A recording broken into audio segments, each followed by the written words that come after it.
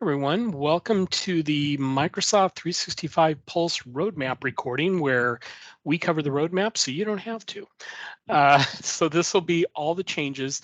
This week is really small, so this is going to be a short recording. A couple of categories we'll probably fight over who gets to handle the one item in the category. But if you haven't been on the calls before, we cover three different categories with a fourth if it happens to happen. First one's in development. These are things that are back at Microsoft being worked on, and the intention is they're going to complete them and roll them out to people, which then leads into rolling out, which means it's on its way out to the various tenants that it's targeted for, like commercial, GCC, GCC high, whatever. So you could see it at any given point in time. Then it's followed by launched, which means theoretically, it should be in everybody's tenants if that particular feature was scoped for that tenant.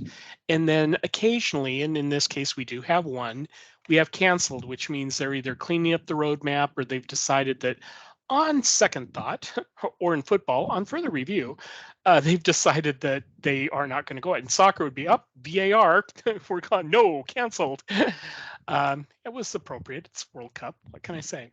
So with that, let's go ahead and get started with the in development. And I'll go ahead and let you go, Tamara, because I know there's not a whole lot in there that would be things that we talk about.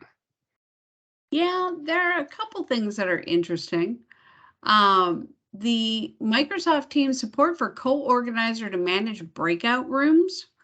So co-organizers can create, manage, and move between breakout rooms like meeting organizers. That's coming out in January of 2023, and everybody's getting some love on that one. So both the worldwide, the DoD, GCC, and GCC High will have that feature. So a lot of people are going to be very excited about that. And then the only other one that I wanted to touch on, and I'll leave the rest for you and Adam, is Microsoft Teams Meeting Toolbar usability improvements. So the updated Microsoft Teams Meeting Toolbar makes navigating meetings and discovering new features and capabilities easier than ever, including the ability to seamlessly switch between views and menu options.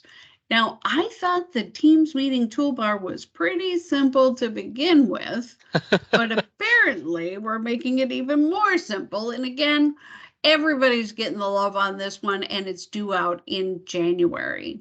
It'll be interesting to see what that looks like because I know that they made the changes to where notifications appear and stuff like that. Um, somewhat associated with that is there's also Microsoft Teams in-meeting notification improvements for Teams rooms on Windows. So this is if you're sitting in a conference room and you're using Microsoft Teams. This delivers improvements to the in-meeting notifications on Teams Room on Windows and aligns them with Desktop's framework. So there's not going to be a dramatic difference between if you're on Teams when you're sitting on your desk or if you're in Teams when you're actually in a conference room. Theoretically, they should be closer to each other now. And then all critical notifications that require user action will be shown on the console. The only other thing before I turn it over to Adam, and he'll pretty much clean up the rest of the list, is Microsoft Teams support for tabs for anonymous users in meetings. So developers now have the ability to show tab experiences for anonymous users in Teams meetings. I know in our environment, we don't allow anonymous users. So I'm guessing that if you were a developer and you had tabs that you had, built for stuff, if the person was anonymous, they weren't going to experience that. It looks like they are now going to be able to do that. That's just going to worldwide, which isn't a surprise because GCC, GCC High, and DoD are higher security type platforms, and anonymous users aren't necessarily viewed with, much love in those particular scenarios. So with that, Adam, why don't you go ahead and take us into Purview because that's about the rest of them. Yeah, so there's a couple updates for Purview that were kind of cool. First one is just two different dates, one for the normal cloud releases and one for DoD, GCC, and GCC High. It's the idea of what you can go through and look at for how links are shared when you're going through and working on Purview and trying to go back and discover what you're doing. So previously, if you went through and were doing data lifecycle management through the Compliance Center, the only way that links would be discoverable if you did like a content search and went through and found it would be if the people had actually attached the document as a living link. So if you go in and you're sending out an email and you go to attach and you go to attach a file that says, do you want to attach a link or a physical copy? And you said a link, that would work. But had you just taken a link that you could create through your OneDrive or Teams or SharePoint and put that hyperlink in the email, apparently that didn't work before. Or doesn't work right now, which is kind of weird, but I guess that's just how it was developed. Microsoft is fixing this, so now even if you have a hyperlink in the body of a message, that's still going to work and going to allow you to go back and see the files and going to have some retention there. And again, 2 different release dates, one for commercial, one for the GCC High folks and GCC folks. And then the other 2 updates for Purview are both kind of interesting. One, right now, if you're wanting to go through and export out a list of all of the items that are potentially in like a content search or an illegal hold for pending disposition,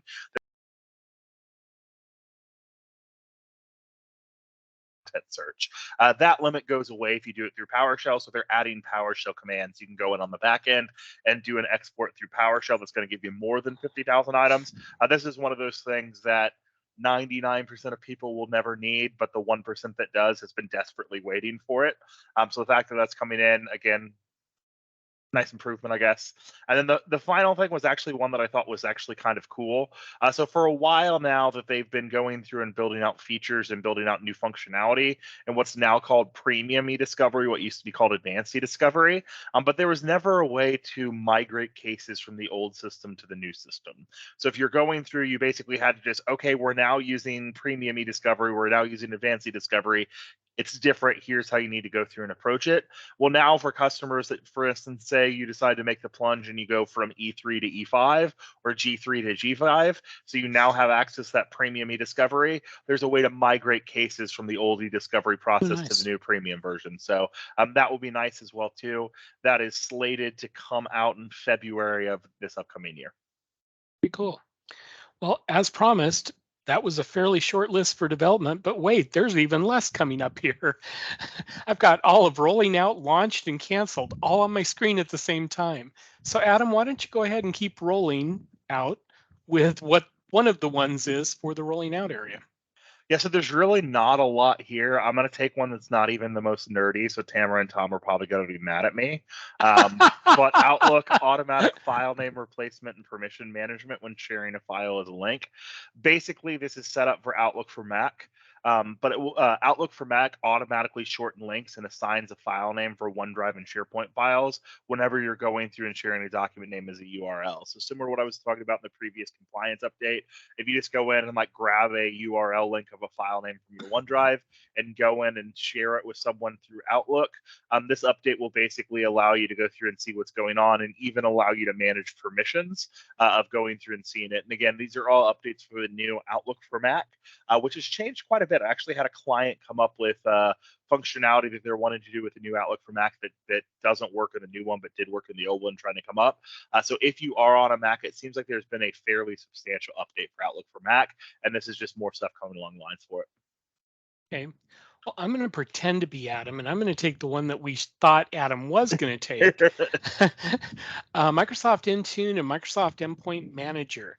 Add DMG type app management for Mac OS. So there's a Mac theme going on here with the rolling out. Extend app development and management to include DMG type apps for Mac OS. That's rolling out this month, and you should see it in all the tenants. So that'd be I play too many video games. I don't know what a DMG type app is. I just read that as damage. So like, you know. Yeah, I was gonna go, Adam, you want to jump in and explain what DMG is? Because I don't know. I have no idea. Like I just read that as damage because I played too many like RPGs and see that, you know, shortened. Well, if you want damage type apps coming up in December, exactly. you're going to be rolling out to all the platforms. Go for it. Only if you're on a Mac, though.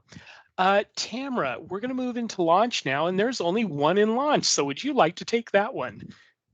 There is nothing in launched. Yep, There isn't? there's nothing in launch. There's nothing in launch, but there oh. is Microsoft Teams additional filters added to the approval list. Yeah. So Thank you. the I kind approval of list modified within the mine, so personal yeah. app will include additional filters to filter on keyword search and source of approval. So that's coming out worldwide, GCC. So that'll make it nice. And that's coming out in November. So it should be out this week, Yeah, should be out in the next 3 days or 2 days. in the next hour. Yeah. Yeah, And Tamara already spoiled it. There are no launched this week. So like we Yeah. said, it is a really, really short one. But there is a canceled one. Tom, do you want to cover the canceled one since you were our host for the day? Sure, why not? Since I screwed up the one I was supposed to delete in the first place prior to this call. There were Microsoft- instructions given. Well, there were, but I put little dividers in between each of the sections so I know when we're making a change. And so my line 15 was not your line 15. And yeah, that Oh. didn't work out really I well. don't prep at all, so I was right on board with you, Tamara. Yeah, that's what I get for being prepared. So in the cancel category this week, Microsoft Search, Microsoft Graph Connector results in Windows. So this was originally written up as results from repositories indexed with Microsoft Graph Connectors will be displayed when performing a search in Windows when signed into a work or school account. It's been canceled, and it's canceled with the description, this item will be republished on the roadmap in the future if applicable. So don't get your hopes up. It may show up, it may not. I don't know what if applicable means, but that one, if you were looking forward to seeing it in the near future, it's not going to happen because it was due for March of 2023. It's been canceled, so no telling when it may come back. And with that, that's the entire list. I think because Thanksgiving was short last week, that's pretty much all we had. So with that, hope you all had a really good Thanksgiving and welcome back to the beginning of close to the beginning of December. And we'll continue to bring these to you for each week until we get up to Christmas when we decide what we need to do for that schedule. And if you haven't been out this weekend to go shopping, everywhere is playing nothing but Christmas music, and it's terrible. So be ready for that. Well, you can't get Whamageddon until like December 1st, so you're still safe to listen to it for the time being. Yeah, no, it's one of those things. Don't get me wrong. I think this is an evolution. My mom was one of the people that, like, as soon as Thanksgiving ended, she would play Christmas music in our house. That was terrible. So both my brother and I have an irrational annoyance of Christmas music playing for a full month before Christmas is actually here. But that is happening now, so Yeah, I don't think it's Christmas till Alvin and the Chipmunks make their appearance. So right. that shows you how old I am here. With that, everybody, have a great one, and we will see you next week. Bye, everyone. Bye, guys. Bye now.